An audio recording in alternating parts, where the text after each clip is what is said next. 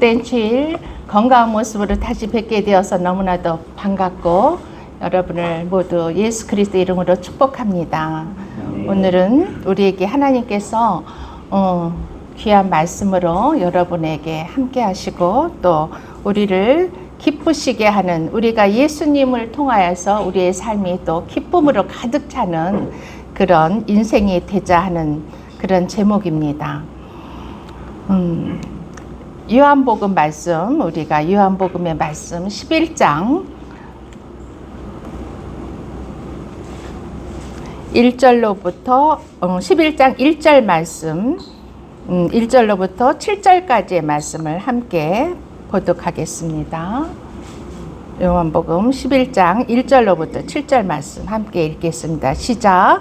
어떤 병자가 있으니 이는 마리아와 그 자매 마르다의 마을 베다니에 사는 나사로라.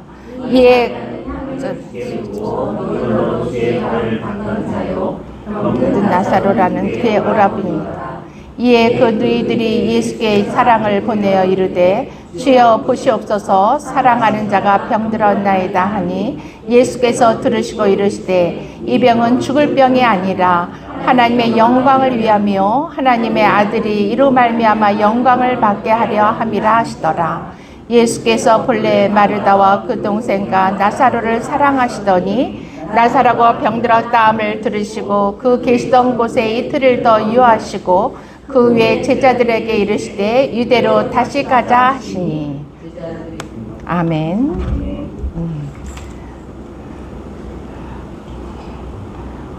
오늘의 말씀은 여러분이 잘 아시는 그 나사로의 말씀이에요. 이 나사로는 이제 한 가장 집안의 오빠고 마리아와 마르다, 나사로 이 삼남매가 사는, 부모님은 안 계신 그런 집안이었어요. 근데 예수님께서 이 나사로를 특별히 사랑하시고 늘 친구처럼 가까이 하셔서 이렇게 예루살렘이나 유다를 왔다 갔다 하시다가 항상 이 가정에 와서 쉬는 걸 좋아하셨어요. 그렇게 가까운 사이였어요. 그런데 하루는 이 나사로는 베단이라는 마을에 사는 그런 사람이었어요. 근데 하루는 나사로가, 늘 건강했던 나사로가 예수님과 늘 친하게 항상 대화를 좋아하고 예수님과 이렇게 함께 지내기를 좋아했던 나사로가 병이 들었다는 소식이 전해졌어요.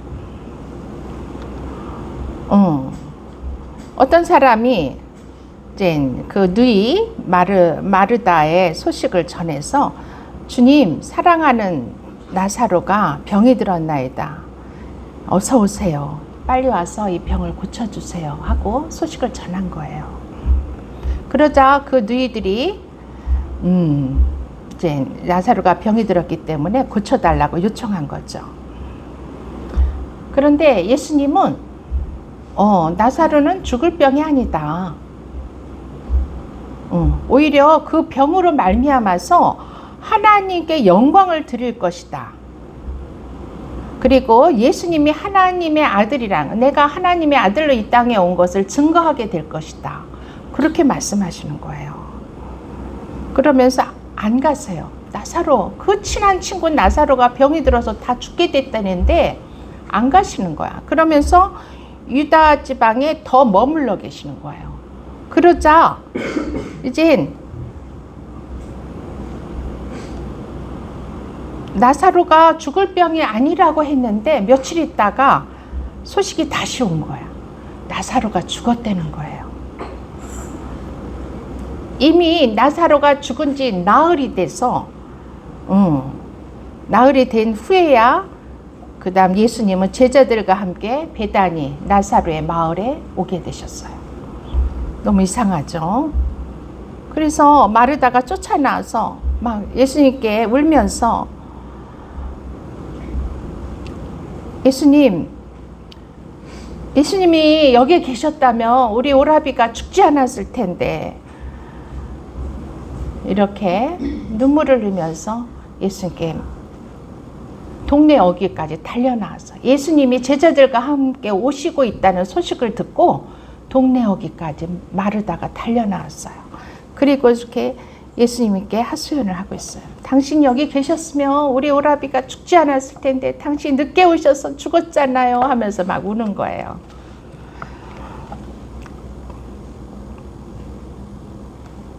여러분도 우리들도 마찬가지일 거예요. 예수님이 지금 여기 있으면 나와 함께 하시면 무조건 믿겠죠. 그렇지만 그 예수님은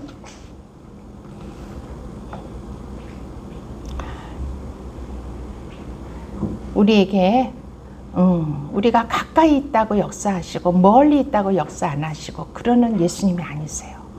예수님은 오직 믿는 자에게 역사하시는 그런 하나님이세요. 우리가 이제 지금 요한복음 11장을 봤는데 지난번에 9장에서 바디메오, 소경인 바디메오를 만나주시는 예수님을 봤어요.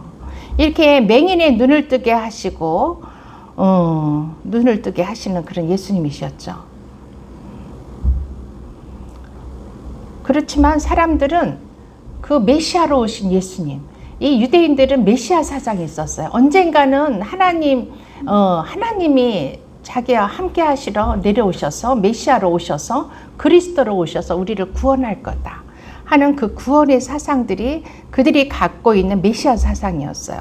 그렇지만 그들은 사람의 모습으로 왔을 때 오히려 예수님이 하나님이신 그분이 사람의 모습으로 이 땅에 오셨을 때 많은 예수님께서 많은 기적과 이사를 행하시고 사람들에게 많이 사람들을 사랑하시고 긍휼히 여기시고 진짜 많은 병을 고쳐주시고 눈먼 자를 눈을 뜨게 하시고 이렇게 했지만 한편으로는 그를 조롱하고 무시하고 의심하였어요. 그래서 여기에 이 마르다도 여기 예수님이 계셨으면 믿겠는데 주님이 안 계셔가지고 내 오라비가 죽었어요 하고 그 의심의 큰 돌덩어리를 가슴에 안고 예수님을 맞이하고 있는 거예요.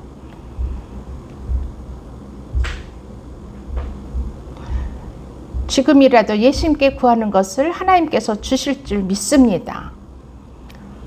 이렇게 또 마르다는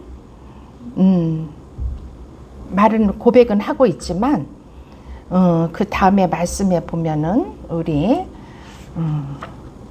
한번 요한복음 11장 19절에서 24절 한번 말씀을 다시 함께 읽겠습니다. 마르다가 예수님께 어떻게 말하고 있는지 한번 우리의 마음, 이런 마음이 우리에게 있지 않은가 한번 읽겠습니다. 시작. 많은 유대인들이 마르다에게 그 오라비의 일로 의문하러 왔더니 마르다는 예수께서 오신다는 말을 듣고 곧 나가 맞이하되 마리아는 집에 앉았더라. 마르다가 예수께 여짜오되 주께서 여기 계셨더라면 내 오라비가 죽지 아니하였겠나이다. 그러나 나는 이제라도 주께서 무엇이든지 하나님께 구하는 것을 하나님이 주실 줄을 아나이다. 예수께 이르시되 내 오라비가 다시 살아나리다. 마르다가 이르되 마지막 날 부활 때는 다시 살아날 줄을 내가 아나이다. 네, 예수님께서 다시 살아날 거다.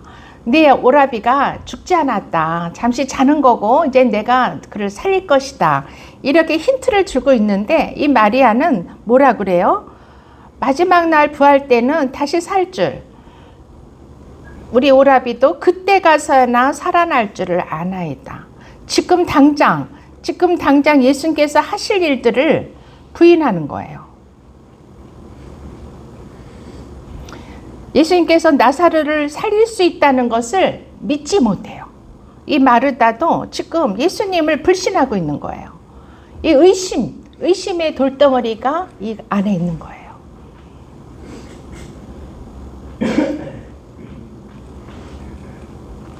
이 모습을 볼 때 우리도 예수님께서 십자가를 우리를 위해서, 우리의 죄를 위해서 십자가를 지셨죠. 또 부활도 하셨어요. 3일 만에 부활도 하셨어요. 그리고 많은 제자들이 보는 가운데 승천도 하셨어요. 이제 앞으로 이제 주님께서 재림을 하실 때가 남았어요. 이 모든 것은 다 믿어요. 그렇죠? 하나님 말씀에 기록되어 있기 때문에. 그러나 지금 나의 인생을 지키는 예수님을 믿지 못하는 우리의 믿음의 모습이 이 마리아를 통해서 비춰지는 거예요. 지금 당장 역사하시는, 지금 당장 우리와 함께 하시며 우리의 모든 문제를 해결해 주시는 그 예수님, 그 예수님은 그냥 이 성경책 속에나 기록된 예수님으로 이렇게 가둬놓는 거예요. 이 성경책 속에 가둬버리는 거예요, 우리가.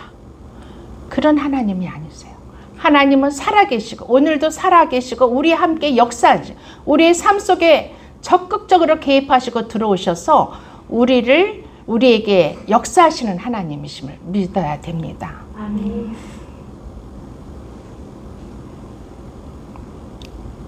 하나님께서는 요한복음 21장 25절에 예수께서 이렇게 말하세요. 예수께서 행하신 일이 이외에도 너무나 많은데 만일 낱낱이 기록한다면 이 세상에 이 기록된 책을 두기에도 부족할 줄 아노라. 이런 말씀을 하세요. 예수님께서 얼마나 많은 기적과 이사를 베푸시고 많은 하나님의 아버지의 말씀을 대언해서 이 땅에서, 예수님은 이 땅에 오셔서 하나님, 천상에 계신 하나님의 아버지께서 보여주시고 알려주시지 않는 것은 말씀하지 않으셨다고 그랬어요. 모든 것을. 그래서 사람들이 하나님을 나에게 보여달라 그랬을 때 나를 본즉 하나님을 본 것이라고 하셨어요. 예수님을 통해서 우리는 하나님 아버지를 볼 수가 있는 거예요. 그런데 그것들을 의심하는 많은 사람들이 있었죠. 그런데 이렇게 많은 일 중에 하나님께서 이렇게 많은, 헤아릴 수 없이 많은 일들을 하셨어요. 예수님 이 땅에 오셔서. 그렇지만 이 하나님께서 가장 힘든 일이 있으셨어요. 그 중에 하실 일 중에 가장 힘든 일은 우리의 죄를 용서하기 위해서 하나님 아들 독생자 예수 그리스도를 십자가에 못 박는 일. 바로 예수님이 십자가에 죽어야 되는 일이 가장 힘든 일이셨어요. 예수님은 십자가에서 죽기 위해서 이 땅에 오신 거예요, 사실. 그게 목적이셨어요. 그렇기 때문에 예수님이 하시는 일 중, 하신 일 중에서, 우리의 인생에서 어떤 문제를 해결하거나 우리를 지키는 일은 아무것도 아니세요. 그거는 예수님께서는 너무나 쉬운 일이세요. 예수님이 가장 힘든 일은 십자가에 못 박히는 일이었어요. 그래서 그 십자가의 그 사랑을 우리가 믿는다면 우리의 인생을 지키시는 하나님을 우리는 믿지 않을 수가 없는 거예요.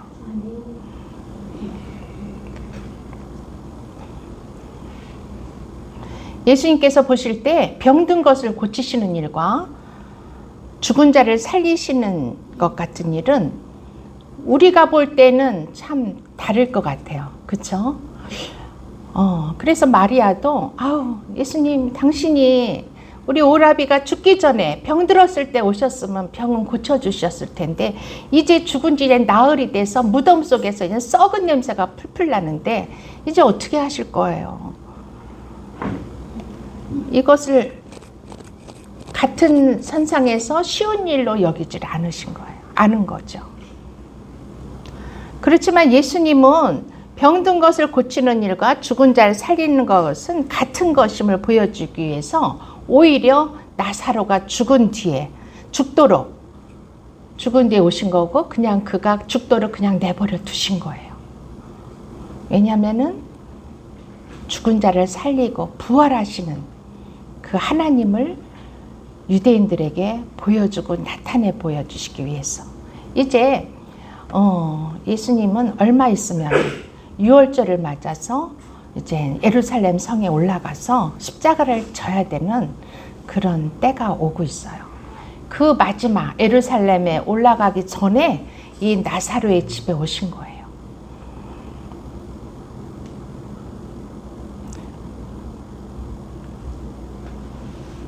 이 유대인들은 하나님의 특별히 택한 민족이고 백성들이지만 자기의 생각과 맞지 않는다 그래서 예수님을 배척한 예수님이 메시아로 그리스도로 이 땅에 오신 하나님이신 것을 믿지 않은 자들이에요. 그런데 바로 이 마리아도 지금 유대인의 모습을 보이고 있어요. 예수님이 오시고 계시다는데 마르다 언니는 그래도 언니가 난 것 같아. 언니는 예수님한테 막 맨발 벗고 막 쫓아나와서 예수님을 맞이했지만 마리아는요 나오지도 않았어요. 방에서 그냥 울고 있었어요. 방에서 그냥 울고 있었어. 이 모습 우리가 평소에 예수를 믿는 거 잘 믿는 것 같지만 어떤 진짜 지독한 문제가 터지면은 우리는 이렇게 마리아 같은 모습을 보일 수가 있어요. 이런 모습을 보일 때 예수님은 거기에서 마음에서 피눈물을 흘리세요. 우리 요한복음 21장 38절부터 44절에 예수님이 어떻게 하시는지 한번 말씀을 통해서 보겠습니다. 시작.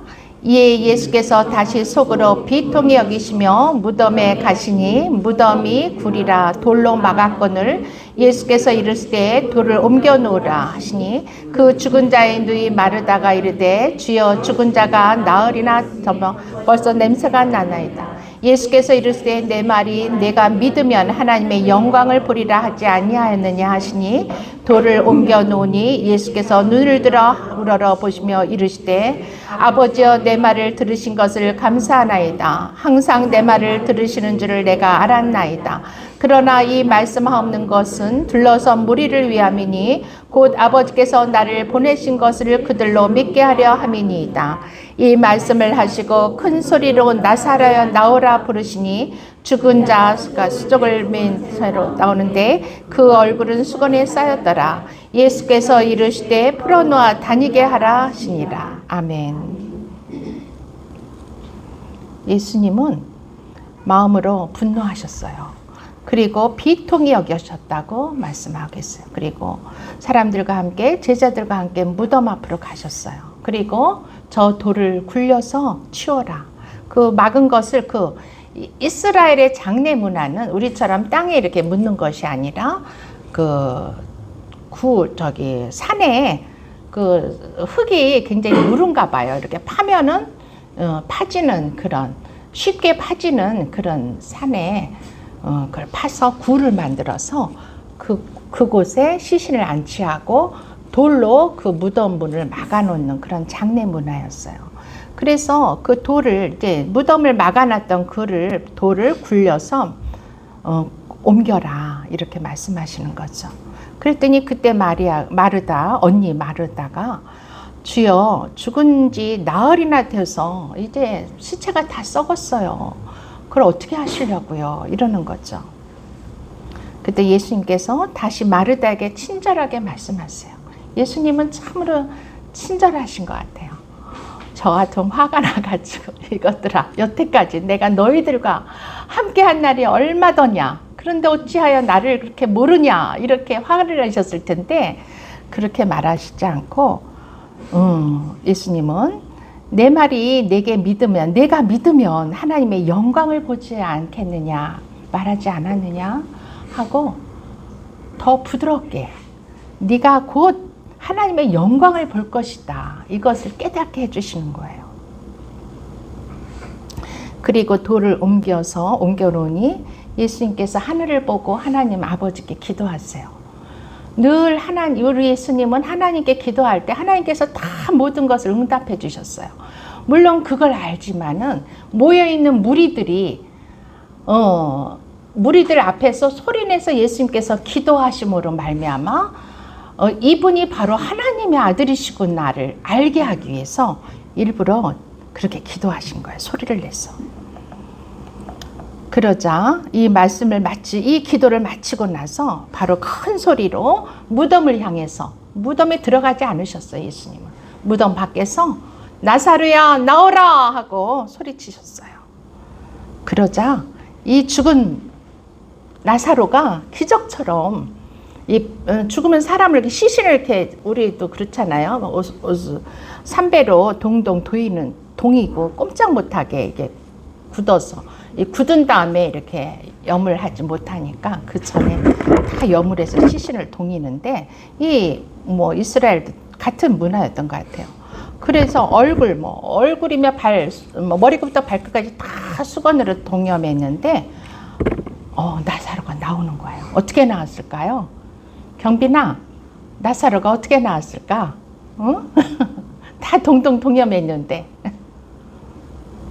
상상해봐. 어떻게 나왔을 것 같아? 이리 와봐, 우리 경빈 나와서 한번 나사로라고 생각하고 무덤에서 나와봐. 경빈아 한번. 어떻게 나왔을까? 상상, 대굴대굴 굴러서? 대굴대굴 굴러서 우리 경빈이가 상상력이 풍부해서 제가 물어봤는데 대굴대굴 굴러서 나온 게 아니라 제 생각에는 벌떡 일어나가지고 퉁퉁퉁퉁 뛰어서 나왔을 것 같아요. 우리 뭐 영화 같은 데 보면 강시들이 막 이렇게 튀잖아. 그렇게 나오지 않았을까. 진짜 불가능한, 우리가 상식적으로 볼 때는 지금 우리의 형편이나 처지나 상황이 상황으로 봐서는 나사로가 도저히 산다는 것은 불가능해 보이죠. 이처럼 모든 사람들의 그 마음속에 그 의심의 돌덩어리가 단단하게 들어있었어요. 그런데 이 나사로가 배로 동인 채로 수건이 쌓여지, 얼굴도 다 수건으로 쌓여서 보이지도 않는데 그 말씀에, 예수님의 그 말씀에 응답해서 동동동동 튀어나오는 거예요. 그러자 예수님께서 저 수건 배를 풀어놓아 다니게 하라. 예수님께서 자유케 하시는 거예요. 우리도 예수님을 믿는다고 하지만 예수님에 대한 그 불신과 또 예수님의 그 말을 순종하지 못함으로 말미암아 우리에게 이렇게 사단이 우리를 묶어놔요. 동동동동 다니지 못하게 묶어놓는. 예수님은 우리에게 묶여있는 저주의 사슬, 죽음의 사슬, 사단 마귀가 우리를 묶고 있는 모든 사슬을 풀어놓아 주시는 하나님이세요. 이 예수님께서 마르다에게 무덤 앞에 있는 돌을 치워라 이렇게 말씀하신 것은, 물론 예수님께서 돌아 굴러가라 하면은 말이 예수님은 말씀이 바로 능력이시고 그 능력의 말씀으로 역사하시는 분인데, 옆으로 돌을 치우라고 이렇게 하신 이유는 우리 마음에 있는 의심의 돌덩어리를 치우라, 그런 말씀이에요. 오늘도 우리가 어떠한 진짜 우리가 해결할 수 없는 불가능하다고 느끼는 그 문제에 우리가 봉착할 때 우리의 의심의 그 돌덩어리가 우리를 꽉 가로막으면서 나의 숨통을 조여매는 경우가 있어요. 그럴 때 예수님은 그 돌덩이, 그 의심의 돌덩어리를 치워라. 나는 살아있는 하나님이다. 나는 살아있을 뿐만이 아니라 너희와 함께 역사하는 하나님이다. 그걸 보여주시고 싶으셨던 거예요. 우리가 나사로가 살아나는 것은 불가능하다고 생각하는 그 의심의 돌, 그것처럼 우리에게도 지독한 문제 앞에서 하나님도 못하실 거라는 악한 의심의 돌덩어리를 치울 때 하나님께서는 역사하세요. 우리 그 돌을 치우지 아니하면 하나님 역사하지 않으세요. 그 돌을 품고 있어요. 그러면 하나님이 역사할 수 있는 공간이 없어요. 하나님은 우리 영 안에서 역사하시기 때문에 우리 영이, 너희가 영혼이 잘됨 같이 범사가 잘되기를 원하노라 하시잖아요. 우리의 영이 하나님을 받아들일 때, 우리 영혼으로 주님을 받아들일 때, 하나님의 말씀을 받아들일 때, 그 다음에 일들이 하나님께서 일을 하기 시작하세요. 우리가 의심으로 주님을 밀어내고 받아들이지 못하면 어떠한 기적도 일어날 수가 없어요. 그것은 참 놀라운 그런 말씀이죠. 지금 이제 요한복음 12장 1절부터 3절까지 말씀을 한번 보겠습니다. 이제 나사로는 살아났어요. 하나님께서 우리 마르다가 이 돌을 치움으로 말미암아 예수님의 말씀이 선포되고 나사로는 이제 살아났어요. 그러자 이제 어떤 일이 일어났는지 보시겠습니다. 시작. 유월절 예수께서 이곳은 예수께서 죽은 자 가운데서 살리신 나사로가 있는 곳이라. 거기서 예수를 위하여 잔치를 할세 마르다는 일을 하고 나사로는 예수와 함께 앉은 자 중에 마르다는 지극히 비싼 향유 곧 순전한 나드 한 근을 가져다가 예수의 발에 붓고 자기 머리털로 그의 발을 닦으니 향유 냄새가 집에 가득하더라. 네, 이렇게 이제 드디어 나사로가 살아났어요. 이제 병에서부터 해방됐고 죽음에서부터 해방됐어요.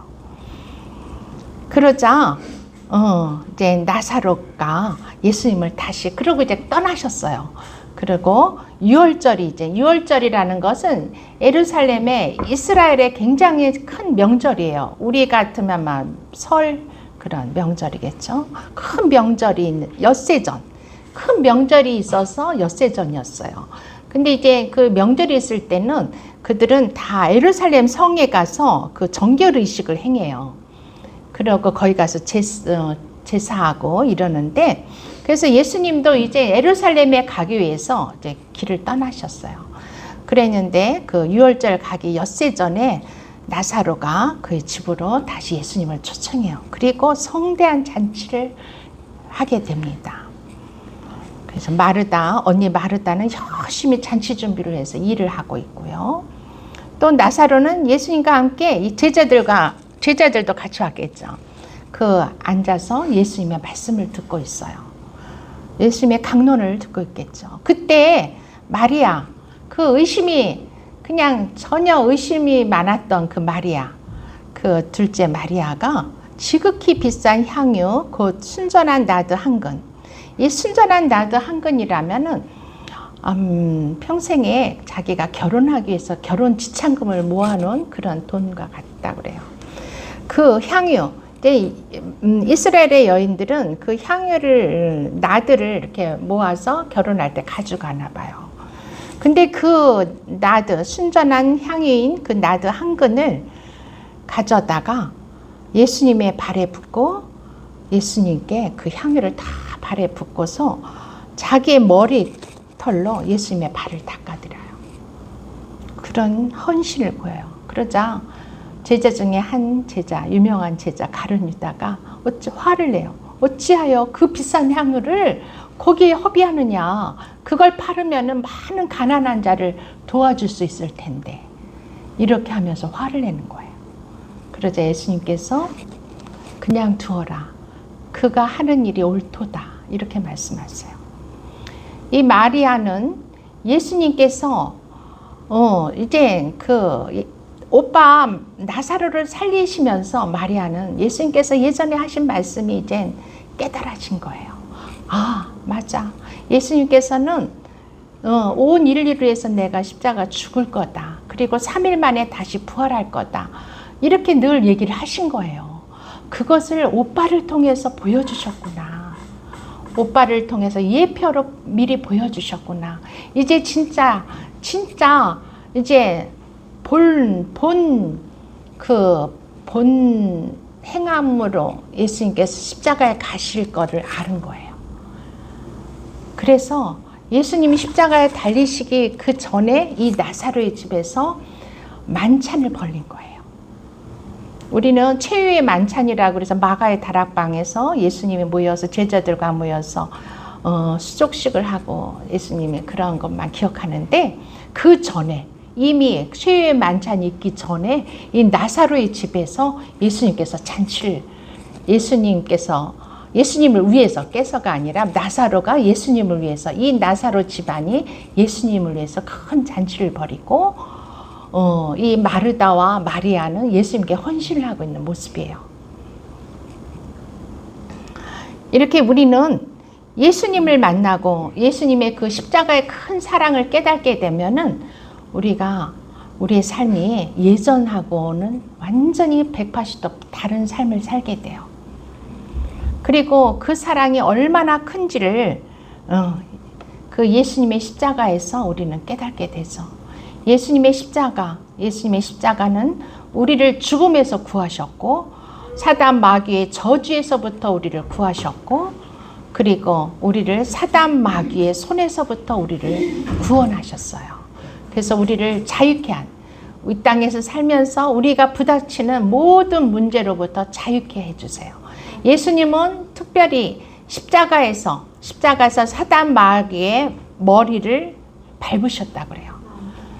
이 사단 마귀의 그 힘은 약해졌어요. 그렇지만 아직 꼬리는 살아 있어서 우리가 이제 식물 나무 같은 거를 이렇게 뽑아보면은 이렇게 뽑아서 이렇게 던져놓으면 그 뿌리가 살아 있어서 한참은 살아난 것처럼 거기 있어요. 살아 있어요. 그렇지만 그 뿌리는 뽑힌 것처럼 그래서 언젠가는 죽게 돼 있죠. 말라서 불쏘시개로 쓰임받게 되죠. 사단도 마찬가지예요. 예수님이 십자가에서 사단의 머리를 밟으셨기 때문에 그의 강력한 그 본질은 약해졌지만 그 힘은 아직도 남아있어서 우리를 조금 성가시고 귀찮게 만들어요. 그렇지만 그가 우리를 죽일 수 없어요. 그가 우리를 저주할 수도 없어요. 이미 그 모든 것은 예수님께서 십자가에서 감당하셨기 때문입니다. 이렇게 우리는 예수님께서 하신 일들을 통해서 너무나도 그 십자가의 사랑이 너무나도 크시기 때문에 우리는 그 사랑 때문에 오늘도 예수를 믿고 또 주일마다 주님 그 부활하신 현장에 나와서 예수님을 경배하고 찬양하고 기도하고 하나님의 말씀을 다시 또 상고해서 듣고 이러는 시간을 갖는 거죠. 그리고 무엇보다도 우리 삶 속에서 역사하시는 하나님, 오늘도 예수님이 십자가에 죽으신 그 사건이 이제 시작이에요. 우리의 축복의 시작이에요.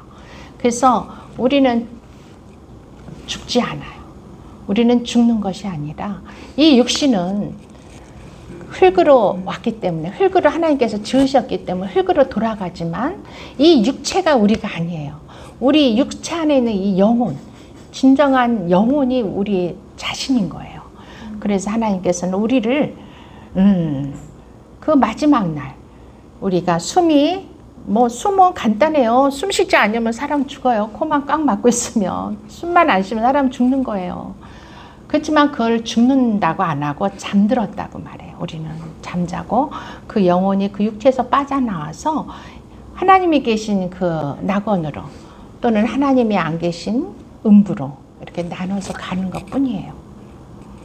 그래서 우리는 그 둘째 사망을 거치지 않게 돼요. 그 영혼이 죽는 거야말로 진정한 죽음이고 사망인 거예요. 그 영혼이 죽는 자들은 음부로, 지옥으로 가는 거죠. 그렇지만 예수 그리스도를 나의 구주로 하나님이시라고 믿고 성부, 성자, 성령 하나님을 내가 모시는 자들은 둘째 사망을 거치지 않아요. 그리고 우리는 바로 주님, 하나님의 나라, 영원한 복락, 기쁨과 슬픔이 없는 그 나라, 하나님께서 계신 그 나라로 낙원으로 가게 되는 거예요. 지난 시간에 우리 김영철 목사님을 얘기했어요. 김영철 목사님이 예전에 이렇게 예수님을, 하나님을, 영이신 하나님, 성령님을 온전히 모시지 못했을 때는 참으로 힘들어했다고. 그렇죠? 그리고 특별히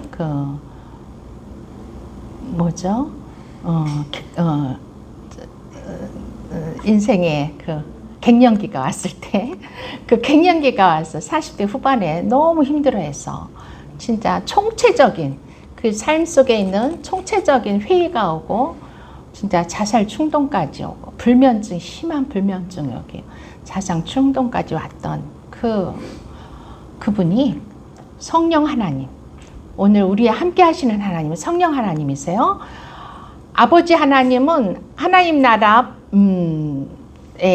계시고 보좌에 좌정하고 계시고, 우리 예수님은 이제 부활하시고 승천하셔서 하나님 보좌 우편에 계세요.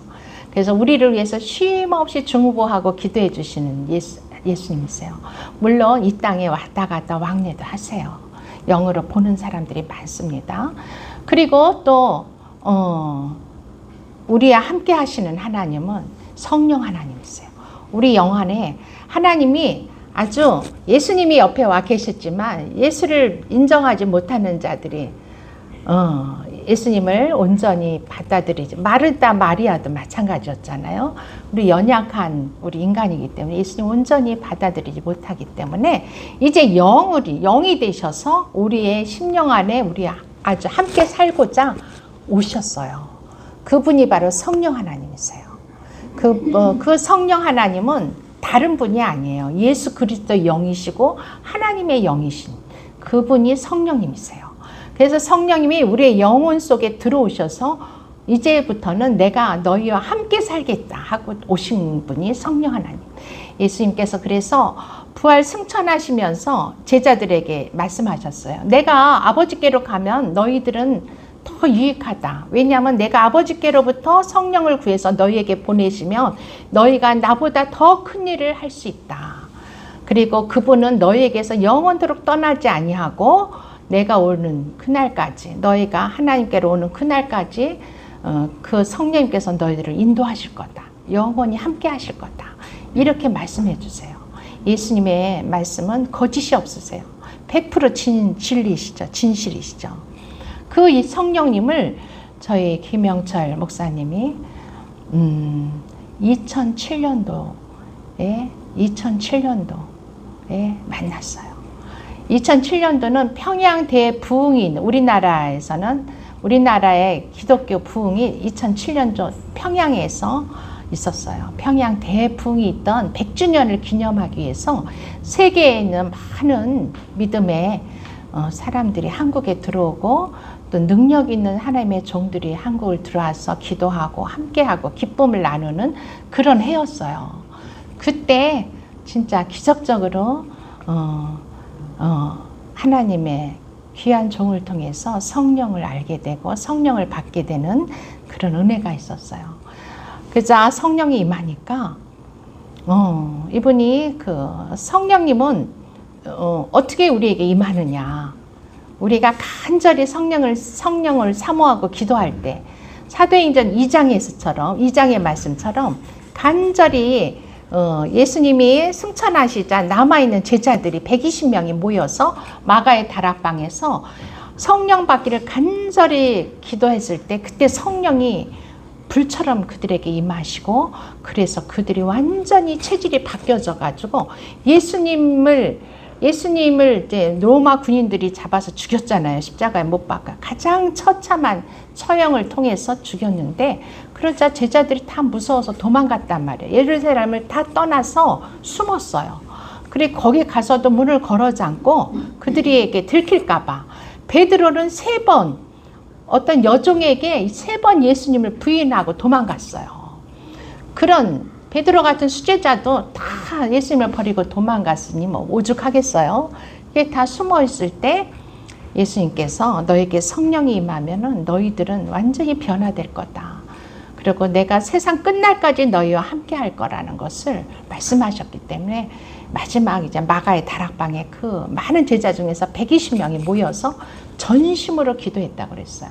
무엇을 위해서요?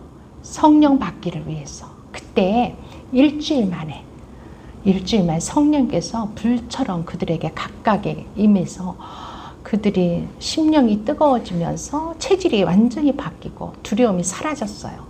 그러면서 그들 안에 임하신 성령을 통해서 그 예루살렘, 그들이 무서워서 덜덜 떴던 그 예루살렘으로 가서 많은 사람들에게 각자 그 성령이 임하면 먼저 방언이 임해요. 그 당시 방언은 외국어 방언이었어요.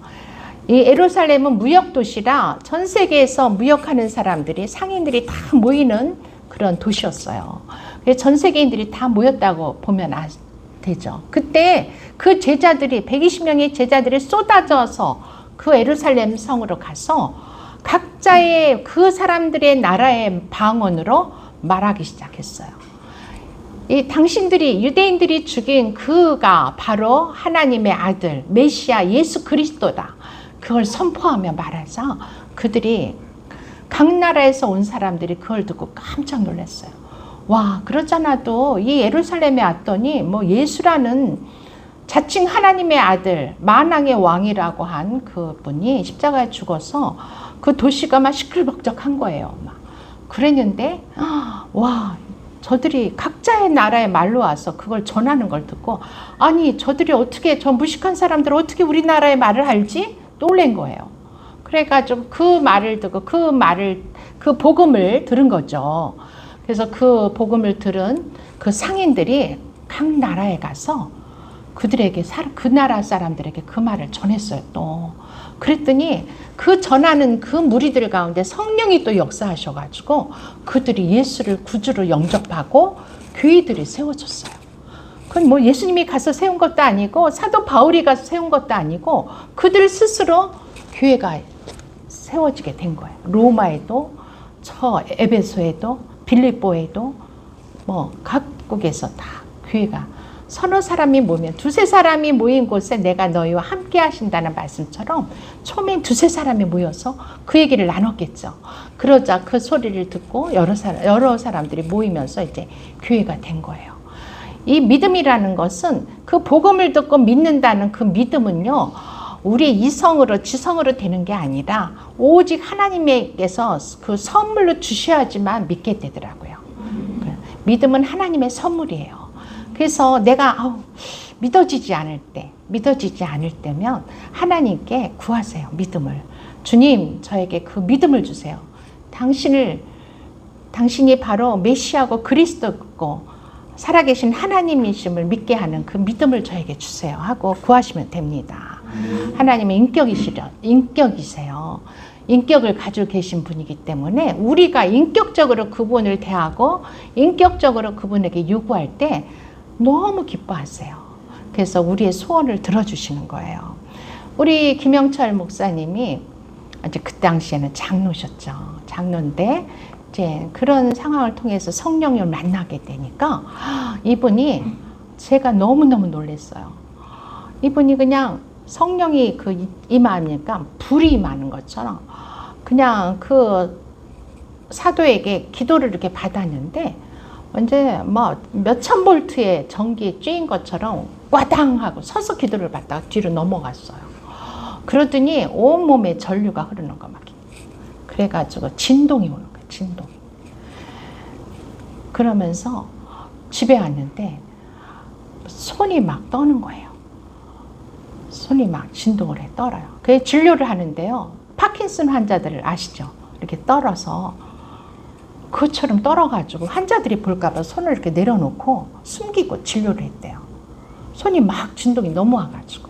그러더니 그 다음 주에는 교회 가서 성가대 이제 지휘자였어요. 지휘를 한 20년 했는데 성가대 지휘를 하려면 지휘자 가운을 입잖아요. 근데 막 다리도 떨어가지고 서 있는데 다리가 떨어서 성가대 가운이 이렇게 돼. 저만 느끼는 거죠. 아이고 진동이 또 왔구나. 막 진동을 하는 거예요. 팔과 막 다리가 진동을 하는 거예요. 그러더니 그 다음에는 여름이었는데요. 침대에 이렇게 이제 주일날 와서 침대에 이렇게 쉬느라고 예배를 끝나고 치료가 누웠는데 팔과 다리가 완전 디귿자로 이렇게 몸이 디귿자로 되더니 다리랑 팔을 막 진동이 내가지고 막 떠는데요. 이게 막 팔이 안 보여, 막 손이 안 보여. 그러면서 반지 좀 빼달라고 저한테 반지 좀 빼달라. 자기가 못 빼. 이 반지 너무 아프다고. 이게 뭐 떨은 진동을 하니까 이게 다서 너무 아프다. 반지를 빼달래. 그래서 제가 반지를 빼주고 저는 그런 현상을 처음 봐가지고 무서워서 침대 밑에 엎드려가지고 하나님 살려주세요, 살려주세요 하고 막 기도했어요. 그렇게 진동을 하는데 30분을 해요. 30분 이상을.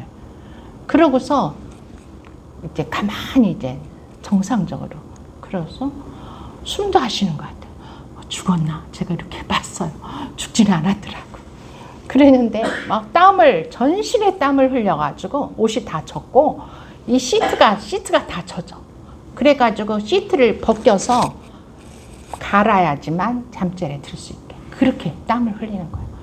근데 이제 그 진동이 끝나면은 그 다음에 하나님의 말씀을 매일매일 하루씩 들려주시고, 첫째 날은 제가 기억하는 것은, 첫째 날은 하나님이 사랑하는 아들아 내가 너를 보았노라 그러셨대요. 그걸 아주 큰 소리로 천천히 얘기하셨다. 저는 저 옆에 있어. 저는 옆에 있어도 그 소리는 들을 수가 없어요. 오직 그 본인만 듣는 소리예요. 그러면서 매일 한 열흘간을 그 일을 그렇게 하시더라고요, 하나님께서. 그리고 매일매일 말씀을 주셨대요. 그렇게 변화를 시키고, 그 다음에 이제 그 사도의 집회를 계속 따라다니면서 성령의 은사를 사모하게 됐어요. 제가 그랬어요. 당신은 성가대 지휘하는 게 하나님 주신 은사, 물론 그것도 은사지만 그것보다 더 중요한 하나님의 은사가 있다. 당신은 사람을 치료하는 의사로 하나님께서 택하시고 한의원의 의사가 되게 하고 하나님을 하는 자를 보게 하셨으니까, 당신은, 제가 그동안 계속 기도한 게, 저희 남편을 하나님 육신만 치료하는 게 아니라 영혼도 치료하는 의사가 되게 해주세요. 그 기도를 왜 그렇게 했나 몰라요. 수년을 그렇게 기도했는데 그게 딱 떠오르는 거예요. 그래서 당신은 이제 하나님께서 당신을 육신만 치료하는 한의사가 아니라 그 사람들의 마음까지 치료하는 의사가 되게 하실 거다. 그랬더니 당신이 내 마음을 어떻게 그렇게 잘 아네요. 자기가 고민한 것이 환자들을 위해서 그렇게 열심히 공부하고, 뭐 진짜 공부라면 둘째가라고 열심히 책 읽고 공부하고 연구하고 이런 사람이 2%가 치료가 안 되는 거야, 사람들이. 2%가 항상 부족했대요. 왜냐하면 그분들이 뭔가 그 심령의 그 문제로 인해서 병이 왔는데 그 심령을 치료하지 못하는 게 너무 안타까웠다고 그러는 거예요. 그래가지고 어떻게 그렇게 알았냐고 그래서 모른다고 나도 하나님은 그렇게 하라고 그래서 했다고. 그럼 내가 어떻게 하면 그분들을, 그 사람들을 마음을 치료할 수 있겠냐고 그러는 거예요. 제가 송기철 장로님의 책을 누군가 선물을 받아서 읽은 적이 있어요. 송기철 장로님은 온누리교회 장로님이세요. 그러고 건국대학교 학장이시죠. 자연계열 쪽에 학장이세요. 그러니까 뭐 이렇게 굉장히 논리적이고 이성적이신 분인데, 그분이 그 하나님의 사람으로, 그 치유하는 사람으로 변화된 그걸 책을 봤어요. 마치 그걸 읽었을 때 제가 우리 남편도 이런 사람이 됐으면 너무 좋겠다, 그런 마음이 들었어요. 그래서 송기철 장로님, 제가 읽었던 송기철 장로님 책을 드렸어요. 그런데 거기에는 그런 은사를 받으려면은, 치유의 은사를 받으려면 2가지 방법이 있더라고요. 하나는 그냥 기도원 같은 데 가서, 기도하는 곳에 가서 보따리 싸들고 몇 날 며칠 하나님께 기도해서 그 은사를 받아내든지, 아니면은 그 치유의 은사가 강력한 분에게 임파테이션, 그 전가, 그 은사도 전이가 돼요. 전이가. 그분한테 기도를 통해서 전가를 받든지, 그런 방법이 2가지가 있었어요. 그때 저희 남편이 선택한 것은 후자였어요. 왜냐면 한의원을 해야 되니까 책임감과 성실함이 특별한 분이라 한의원을 비울 수가 없어요. 그래가지고 나는 한의원을 비울 수 없으니 그럼 후자로 그렇게 강력한 하나님의 파워를 가진 분을 좀 만나게 해달라고 그러더라고요. 그래서 제가 그분을 초대를 했어요. 헌금을 통해서 그분을 초청을 해가지고 집회를 했어요. 근데 그 집회를 했는데, 집회에 참여했는데 아무 일이 없는 거예요. 우리는 성령이 막 임해가지고 진짜 막 불이 임하고 막 이래야 되는데 그게 안 되는 거예요. 이제 그 집회를 쫓아가서 이제 마지막 전주에 있는 호렙산 기도원이, 그분이 한 달 동안 한국을 투어하면서 교회들 다니면서 집회를 하셨는데 마지막 장소가 전주 호렙산 기도원이었어요. 그래서 거기를 갔는데 그때 불을 받은 거야. 그래가지고 꽈당 넘어지면서 진동이 오고 그랬어요. 그래서 제가 이제 순서를 바꿔서 얘기했는데 그분의 기도를 받고 그런 성령이, 불같은 성령이 임하신 거죠. 그렇게 계속되자 어느 날 이제 그 다음 해인가 오셔가지고 그 사도가 보시더니 당신에게 성령의 치유 은사가 강력하게 임했으니까 이제 한의원에서 만나는 환자들에게 기도를 해주세요. 하시라고 그렇게 말씀을 하시는 거야. 그러니까 저희 남편이 참 제 말은 어지간히도 안 들었던 사람인데 저의 말에 굉장히 제가 그동안 본인을 위해서 기도를 많이 했다는 거를 알게 되더라고요. 그러면서 여보, 내 그동안 나를 위해서 많이 기도해줘서 고맙다고 그런 말을 해요.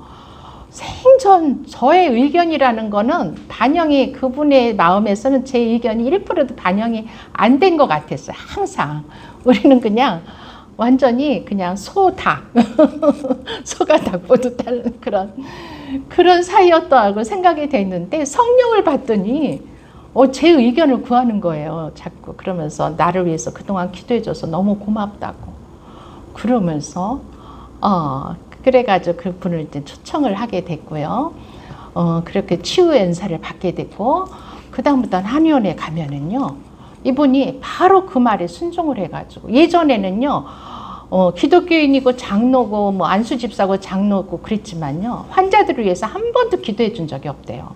왜냐면은 쪽팔려서 왜냐하면 실력이 사람이 이제는 우리 충청도 사람들은 남을 참 많이 의식하잖아요. 얼마나 실력이 없으면 기도해가지고 고치려고 그러나 뭐 이런 생각을 할까봐 기도를 못 해줬대요. 그런데 그 사도가 그 말이 떨어지기가 무섭게 그 다음날로 한의원에 가서 이렇게 있으면 환자들이 들어오는데 성령님께서 저 사람을 위해서 기도해줘라 하는 마음으로 말씀을 하신대요.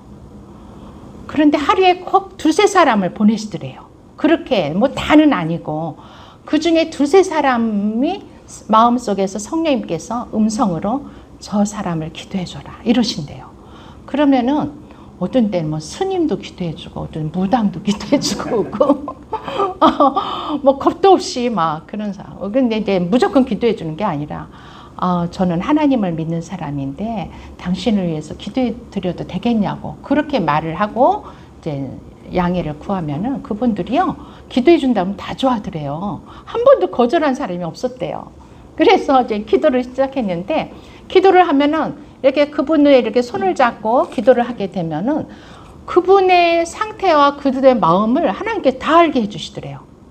왜 아픈지, 지금 그분의 고민이 뭔지 그걸 다 알려주셔가지고 인생 상담을 해주신 거야. 그래서 그러면 진료하러 들어가가지고 30분이고 1시간이고 안 나오는 거야. 그러면 이제 밖에서 우리 간호사들이 발을 동동동동 굴른대요. 어떻게 하면 좋냐. 침 맞는 사람 다 누워있는데 나오질 않으니까. 그런 얘기를 참 많이 들었어요. 그래도 그게 이제 돈 버는 거에 개의치 않는 거야. 그리고 그 하나님이 보내주신 그 한 사람 한 사람한테 시간을 쫓는 거야. 그렇게 해가지고 진짜 불치병자, 뇌에 암인 사람도 고치고 불치병자, 자기처럼 불면증으로 수면제를 막 호주머니에 늘 들고 다니는 사람들이 그냥 자기 앞에서 수면제를 다 놓고 가고 원장이 기도를 받고 그 며칠이 지났는데 이제 제가 잠을 잘 자게 됐어요. 그래서 이제 이 수면제 없어도 돼요 하면서 호주머니에 수면제를 다 원장님 섹스테이블에다 놓고 가고 그런 사람들이 막 생기는 거예요. 그래가지고 그러니까 본인도 너무 기쁜 거야. 이제 드디어 내가 하나님께 쓰임받는 종이구나. 난 가짜인 줄 알고 나는 하나님이 안 계신 줄 알고 살아계신 하나님이 안 계신 줄 알았는데 하나님은 진짜 우리 함께 하시고 나를 통해서 또 일을 하시고 역사하시는 거예요. 그걸 깨닫고 그러고서 이제 그 삶이 바뀌어졌어요. 이 돈을 추구하는 게 아니라 이제 가난한 자, 없는 자, 목회자들이 오면은 그냥 거의 뭐 무료로 약도 줘주고 침값도 안 받고 그래가지고 이게 사회사업을 하는 건지 한의원을 경영하는 건지 그렇게 베푸는 거예요. 그 전에는 그러지 못했어요. 왜냐하면 우리 시아버지께서 많은 그런 빚을 많이 쳐서 그동안 많이 빚 갚느라고 이렇게 쌓아놓은 게 없었어요. 이 건물을 질 때도 뭐 거의 다 빚으로 졌기 때문에 열심히 돈을 벌어서 빚을 갚아야 되는데 웬걸 그냥 그러시는 거예요. 그런데 저는 그것이 너무 기쁘더라고요. 드디어 하나님이 그러셨구나. 그러면서 이 건물을 쳤을 때 한 층을 하나님의 선교센터로, 기독교 선교센터로 하나님께 드리고자 마음을 먹고 3층, 이 한 층을 세를 안 내고 그런 거는 예전부터 마음이 있었는데 진짜 집을 져놓으니까 이 3층이요 세가 안 들어오는 거예요. 그래서 그냥 여기를 환자들이 쉴 수 있는 쉼터로, 쉼의 공간, 기도하러 자유롭게 와서 누구나 기도할 수 있는 교회를 한 게 아니에요. 저희들은 쉴 수 있는 공간으로 만들어 놨는데 여차저차 그건 또 3탄 여차저차해서 교회가 된 거예요. 그래서 사람은 하나님의 그 십자가, 예수님의 그 십자가, 예수님을, 영이신 예수님을 만나게 되면 우리 남편처럼 그렇게 바뀌더라고요, 사람이.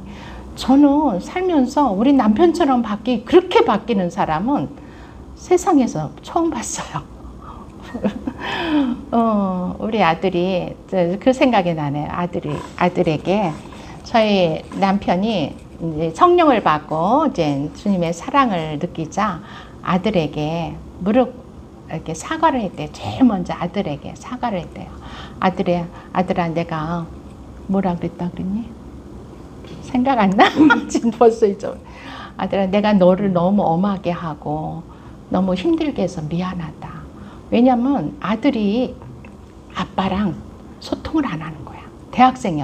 그때 대학생이었는데 아빠랑 감정의 소통을 안 해요. 그냥 형식적인 얘기만 하는 거야. 왜냐, 아빠는 들어줄 것 같지도 않고 내 마음도 모를 것 같고, 그러니까 아예 그냥 아들이 아빠에게 마음의 문을 닫았어요. 대학생인데. 그러고 그냥 학비 언제까지 학비 내야 돼요, 아버지. 그러고 뭐 이런 얘기, 그냥 형식적인 얘기만 하는 거야.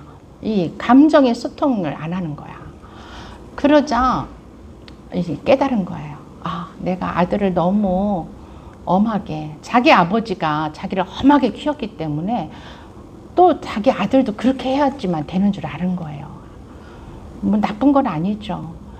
그렇게 보고 배운 게 그거기 때문에 이렇게 사랑으로 이렇게 소통하며 다정하게 대하는, 우리 하나님은 우리를 다 아들로 여기시잖아요. 우리 딸들도 아들로 여기시는 거예요. 하나님 얼마나 우리 자상하신 하나님인지 몰라요. 기도하면 하나님께서 내 모든 걸 아시고 다 얘기하시고 대화하시고, 진짜 우리가 막 어린아이처럼 하나님께 막 응석을 부려도요, 그걸 다 들으시고 응답하신 하나님이세요. 그런데 이제 그 하나님을 그제서야 이제 50이 넘어서야 이제 하나님을 만난 거야. 그러자 제일 먼저 아들한테 걸렸나 봐요. 그 아들의 방에 들어가서 아들한테 얘기했더니 아들이 그러더래요. 알았어요. 그리고 또 마음의 문을 안 여는 거야. 그래서 또 다시 또 어느 날 또 아들에게 또 얘기했대요. 아버지 왜 그러세요? 괜찮아요. 이랬나 봐요. 그랬는데도 아들이 선뜻 그걸 오픈을 못하자, 마음의 오픈을 못하자 그냥 꿇어 앉았다고 그러더라고요. 본인이 마음으로 꿇어 앉았는데, 진짜 꿇어 앉았는데 제가 못 봤으니까 모르지만 저한테 얘기하더라고요. 무릎 꿇고 아들에게, 진짜 내가 너에게 잘못했다. 내가 너를 하나님의 사랑으로 키우지 못하고 내 욕심대로 내 뜻대로 키운 거 너무 미안하다. 우리 남편은 참 착한 사람이에요. 그런데 하루는 이제 우리 아들이 사대부고를 다니면서 이제 기흉이 발생해가지고 이제 2차례나 여름 방학 때마다 서울대학병원에서 수술을 받았어요. 그런데 이 학교는 막 2학년이 되면 진도가 다 끝나. 근데 방학 때 그 진도 엄청 뺄 때 얘는 수술 받으러 병원에 있었고 또 회복해야 되고, 그래 공부를 못했잖아요. 그러니까 처음에는 사대부고에 입학할 때 강당에 30명 순위 쫙 했을 때 거기 들어있었어. 아들이 들어갔더라고. 그랬는데 이제 점점 성적이 떨어지니까 이제 아빠 화가 났어. 그래 이제 고3이 됐는데 이제 성적이 그냥 얘는 막 널뛰어. 그냥 어떤 때는 굉장히 높다, 막 어떤 때는 쫙 바닥에 성적이 막 널뛰는 거야. 그러니까 이제 모의고사 시험을 봤는데 되게 못 봤어. 그러자 막 화가 나가지고 막 저한테, 남자들은 왜 자녀들이 잘못되면 꼭 그렇게 아내들을 힘들게 하나 몰라.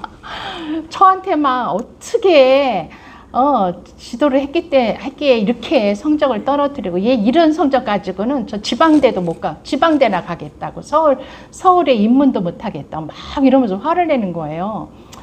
그러다 보니까 또 화를 내니까 저도 또 속이 상하더라고. 그래가지고 이제 아들한테 와가지고 공주에 와서 그때 이제 기숙사에서 나와가지고 원룸에서 이렇게 지낼 때예요. 이제 원룸에서 이제 아주머니랑 저랑 교대로 밥 해주고 뭐 계속 챙겨야 될 때인데 아들아, 아빠가 너 이번에 모의고사 이렇게 나왔다 엄청 화내시더라. 그랬더니요, 얘가 갑자기 벽에다가 머리를 꽝꽝 찢는 거예요. 너무 무서운 거야. 막 벽이 부서질 것 같아. 그것도 막 주먹으로 치는 게 아니라 지 머리로 막 치는 거예요. 그래서 너무 아들아 제발 그러지 말라고 막 그래서 말렸는데 그 얘기를 전했더니 아무 말도 안 하더라 남편이. 근데 아마 그게 굉장히 걸렸던 것 같아요. 그러면서 이제 아들한테 그 얘기를 했고 그렇게 했는데 하여튼간 그렇게 풀었나 봐요. 그래도 그 다음부터 이제 아들이 이제는 아빠한테 즐거운 얘기, 재미있는 얘기, 자기가 힘들면 힘든 얘기, 즐거우면 즐거운 얘기를 이렇게 서서히 하기 시작하더라고. 그러면서 어느 날 이제 아빠가 이렇게 같이 상에 있는데 제가 이제 물어봤죠. 아들아, 아빠가 성령 받고 제일 변한 게 뭐니? 그랬더니 우리 아들이 하는 소리가 아빠가 좀 착해졌어. 그렇게 얘기하는 소리를 들었어요. 이제 아빠가 무섭지가 덜 무섭다는 거죠. 아빠 항상 무서웠는데 이제 덜 무서워진 거죠. 그렇게 사람은 바뀌는 거더라고요. 자기가 바뀔 수 없어요. 사람은 자기가 한만 노력해서 바뀔래야 바뀔 수가 없어요. 그렇지만 영이신 하나님께서 우리에게 들어오시면은 하나님께서 우리를 바꿔주세요. 이렇게 우리는 예수님의 그 십자가 사랑을 통해서 우리는 다시 거듭나게 되는 거예요. 새로운 사람으로 바뀌게 되는 거예요. 그래서 한의사로도 좋게요. 한의사 이제 우석대학교 한방대학교 교수지 뭐 부러울 게 뭐가 있어요 사실. 그런데 뭐하러 또 교회를 개척해서 목사라는 명칭까지 얻을까요? 그는 하나님의 사랑, 그가 받은 하나님의 사랑을 갚기 위해서, 돌려주기 위해서 누군가에게 그 사랑의 빛, 예수님께 지은 그 사랑의 빛을 갚기 위해서 목회까지 하셨어요. 그리고 저는 또 어느 날 갑자기 또 목사님의 김영철 목사님의 그 목사의 그 바톤을 제가 넘겨받게 된 거죠. 이게 다 하나님의 은혜고 하나님의 사랑 때문에 저희가 이런 일을 하고 있는 것이라 믿습니다. 마찬가지예요. 여러분도 하나님께 이런 큰 사랑을 받고 그 사랑을 깨닫고 느끼시게 된다면 여러분도 또한 그런 삶을 하나님께 충성하고 하나님께 헌신된 마리아가 자기의 그 옥합을 깨뜨려서 예수님의 장례를 준비한 것처럼 또 이렇게 자신의 삶을 하나님께 헌신하는 여러분, 우리 미라클 성도님들이 다 될 줄 믿습니다. 감사합니다. 이 시간 우리의 이 말씀을 기억하며 우리 함께 기도하겠습니다.